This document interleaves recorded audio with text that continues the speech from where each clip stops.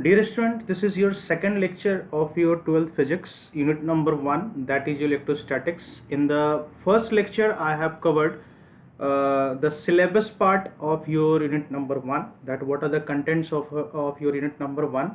Then I have started the basics of your electrostatics, means what we understand from the terminology electrostatics, and what are the properties of the charge.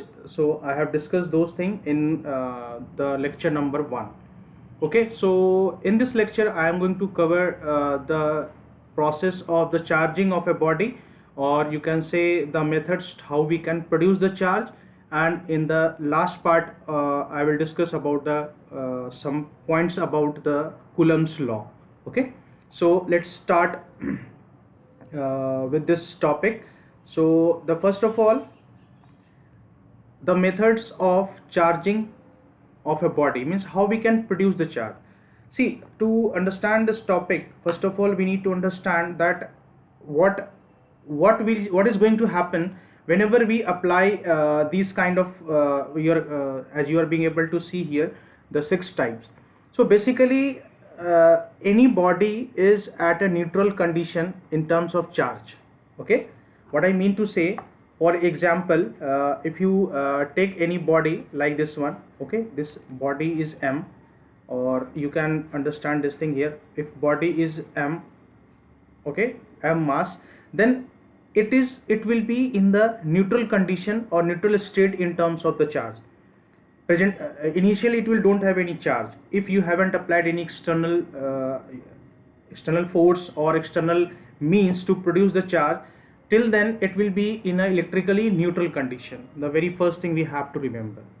Okay, now when you apply any of these methods, okay, now when you apply any of these methods, then it will acquire some amount of the charge on it, depending upon the type of the application that you're going to do, means depending upon the process you are following. So depending upon that, the charge will be followed. So in some of the applications you can produce the charge by using the friction method. In some of the methods you can use the conduction method. In the induction method you can also produce the charge. Thermoionic emission is also one kind of the method to produce the charge, and photoelectric effect and the field emission. So these are the 6 various, or you can say 6 different methods to produce the charge in on a body. Okay, so what we understand from this thing, initially every body is in the neutral condition or neutral state, no charge on it, till you do not apply any external you can say force or external means to produce the charge, it will don't have any charge. Okay, sometimes this kind of questions comes in the conceptual part also, so that's why I'm discussing this thing. So let's start with the production of the charge by using the friction. Now see how to understand this topic. Now as I told you that when until or unless you will not provide an external means to produce the charge, the body will not have any charge, it will be neutral in nature. Now you may have a question ki what actually happens, what is actually happening on a body whenever we are doing these kind of applications, like whenever we are doing the friction, whenever we are doing the conduction, induction. So basically in friction, particularly in friction, I would like to mention here that here we are providing the energy to the electrons. Okay, here we are providing the energy to the electrons by means of energy, or by means of heat energy, more precisely generated due to the friction. Okay, in the lecture number 1 also I have just given you one example, that if you take your 2 palms together, okay, separately, then initially these two are in neutral state. Your right palm and your left palm are neutral in terms of charge. Okay, now whenever you are rubbing this thing, okay, whenever you are rubbing your hands palms in this way, so what actually you are feeling, you will feel that there is some amount of heat, in fact, first of all developed on the layer of the skin which is under the friction, and the heat generated on this layer, this heat, okay, is being transferred to the electrons or the charges produced or the charges present, and then that electrons being transferred from one part of the body to the another part of the body. Okay, and hence the charge is being produced. I'm just giving an example. Just similarly, if you take any two material, any two insulators, like when you take a insulator like a pen or and a plastic box, or different kind you have to take, like you have taken a pen and a glass. Okay, if you take a silk thread and a glass, when you rub them each other, so there will be a production of the heat energy between them, the layer of the friction. Let me draw this diagram here. Okay, for example, this is your this is your silk thread, and you are having a glass in this way. Okay, and you are rubbing this in this manner. So what is going to happen, the layer in this region, okay, will acquire some amount of the energy, and that energy will be transferred to the electrons, and these electrons will start flowing from one material body to the another material body, and this will cause a difference in the charge concentration. I repeat, this will cause a difference in the charge concentration, and this difference in the charge concentration causes the production of the charge.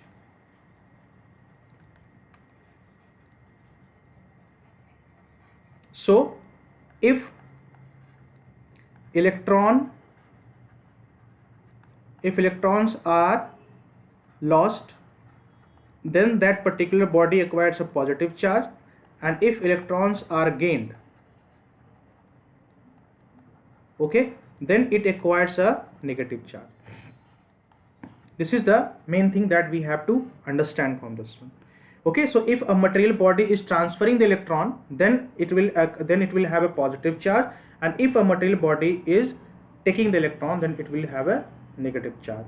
Now common examples are there, that small shocks that you observe or that you feel from a doorknob whenever you walk on the carpet with a rubber soled shoes, then a laundry from a dryer that clinks, then balloons.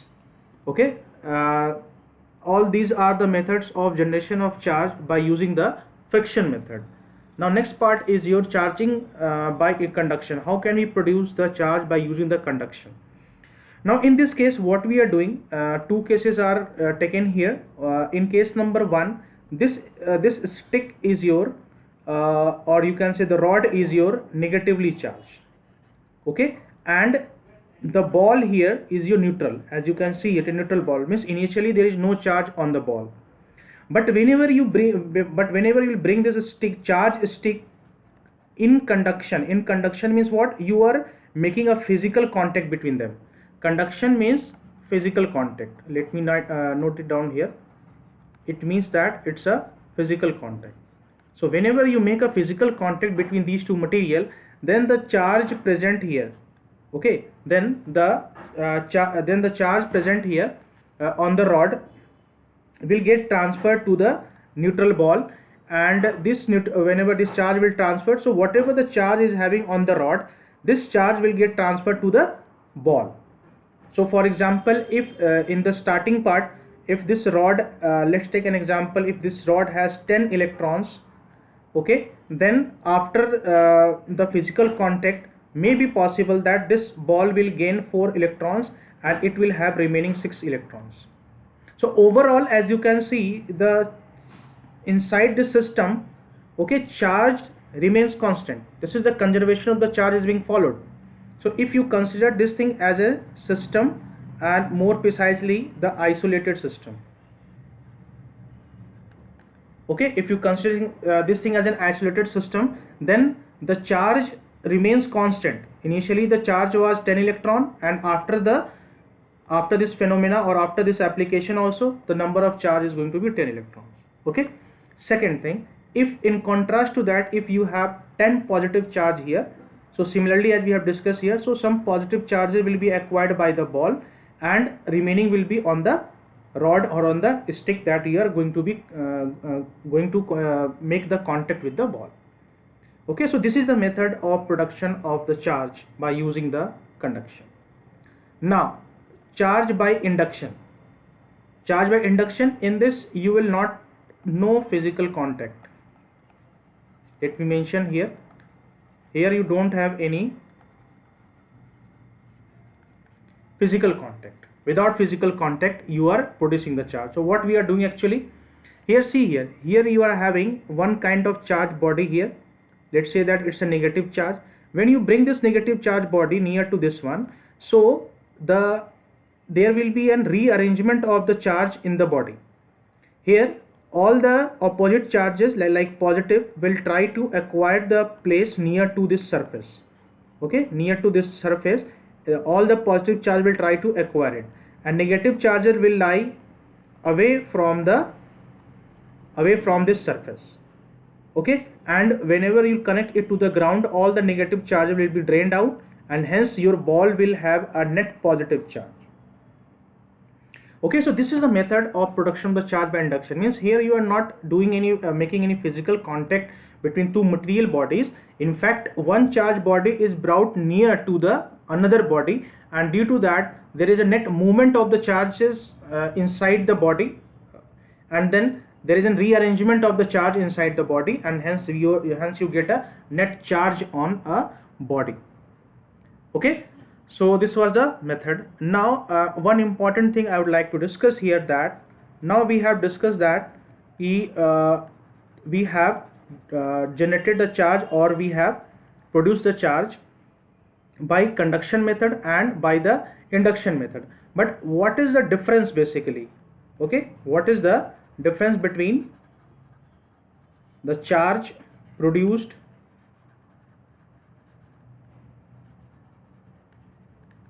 due to conduction and induction? What is the difference basically?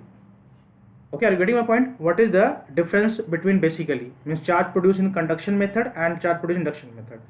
Sometimes this type of conceptual questions is being asked in the examination also. That's why I'm discussing this thing. Now first of all, try to understand. Let me delete first of all these things, then okay. Now in this case, if you have observed in the method of conduction, initially if I take this system, initially this system has negative charge. Okay, initially only we were having the negative charges, and after the conduction process is over, again we are left over with the negative charges only. Are you getting my point? And here if you consider this thing, in this case initially we were having the positive charge, and after the conduction part is over, again we are left with the positive charges. Okay, so in both the cases we have the negative charges, we have the positive charges separately. Okay, means same kind of charge is being produced. Let me note it down, same kind. Okay, same kind of charge. In the conduction we have same kind of charges on the body. But in case of induction, as you can see that this body is your negatively charged, this body is your positively charged. So there is a difference in the charge of these two bodies. So one is your negatively charged, one is your positively charged. So what is the difference in the induction? Here opposite charges are produced.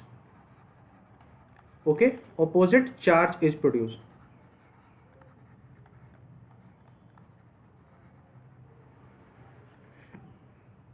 Okay, this is the basic difference between the charge produced by conduction and charge produced by the induction. Now the last part of my today's lecture is your Coulomb's law. So first of all, we understand the Coulomb's law. Statement will take it later on. First of all, we'll try to understand what is basically a Coulomb's law. What is the physical significance of Coulomb's law, or in physics what the Coulomb's law actually gives us. Okay, so first of all, it's a quantitative statement. Quantitative statement means it will give you some quantity, means which represents some measurement. There are two types of thing, qualitative and quantitative. So in quantitative, if you get something in quantitative, it means that it is a measure, it is a value, or it is the quantity you get after the measurement. There will be some numerical value attached to it. Okay, this is the Coulomb's law is a quantitative statement. It means that it will give you some value, and what will be that value? The value will be of the force, and the force, what type of force? That force will exist between 2 point charges. See, a single sentence has lots of information hidden in it. Okay, so quantitative statement means what? It will give you some quantity, some value, some numerical number related to force, and force is in between the point charges. Okay, so this statement is clear, I think pretty clear to everyone, that quantitative statement about the force means the value of the force will be there, and in that you have 2 point charges. I have also mentioned here Coulomb measured the force. See, the word measured is here. The force between the 2 point charges. Now, what is one word has came here? Point charges. I'll try to explain what is a point charge. Now, point charge. So, what are the condition or what is the condition in fact in which a body will consider to be a point charge? What is that condition? So, if try to understand, if size of bodies is very small as compared to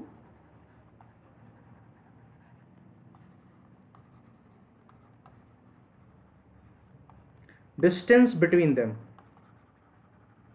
For example, if I take this body and if I take this body, okay, and this is the distance between these two. So the dimension of the body or the size of the body is very small as compared to the distance.